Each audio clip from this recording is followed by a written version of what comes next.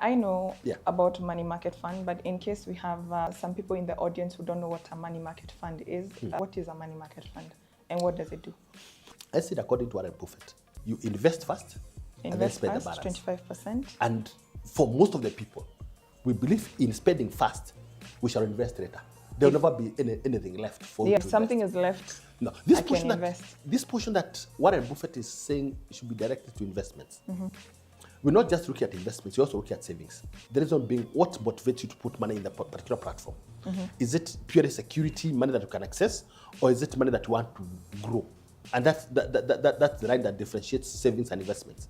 Savings, especially, you put aside money that you can access. The conversion of return at that point is not very important. You are majorly looking at security and accessibility. That's when you hear people talk about savings accounts.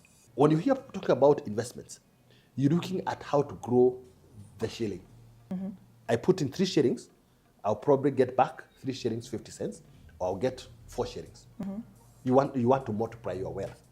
Now, the 25% should then be able to address, one, the savings, which a lot of times will direct such monies in the emergency account we call the money market.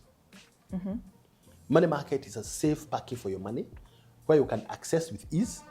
There's a lot of flexibility. Correct. Anytime you feel you want your money, you can, because it's majorly for short-term purposes. So money market is part of what you call the collective investment schemes, where investors come together, they put their various resources for short-term purposes. And I'm talking about liquid resources. I'm not talking about land. I'm talking about liquid resources.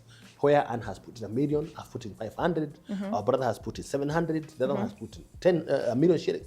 When these funds are put together for short-term purposes, you realize that the driver of all this is security and accessibility. You want a place where you can put in your money. Yes, it might give some conservative return, but what is majorly driving you into that program is easy access and the fund is secure. So money market happens to be that instrument where people put money for the short-term purposes. And this money is invested in government securities.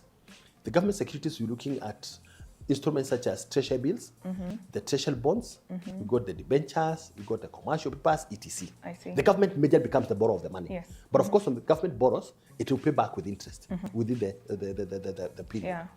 Now, this interest then goes to the investors. After the fund manager has taken out their management fee like that, and any taxes, if any, the rest is then paid to the investor. So this money that you can access anytime with a lot of ease. And as is traditionally in our country, any money market account gives you a statement every month. So you're able to keep track. So when an emergency comes up, in fact, people are able to access their funds through their mobile apps. Yes. You just download that, efficient, and you can actually be able to transact easily without a lot of pressure. But now you will not live on the emergency fund forever, because the threshold for the emergency fund should be between 3 to 6 times of your monthly financial requirements. If Anne requires 100,000 shillings to manage her financial affairs within a month, it then means the threshold for your money market should be between 3 times of that, so 300, and 6 times of that, which is 600. So for you who requires 100,000 shillings every month to manage your financial affairs, a money market of between 300 to 600 is just adequate.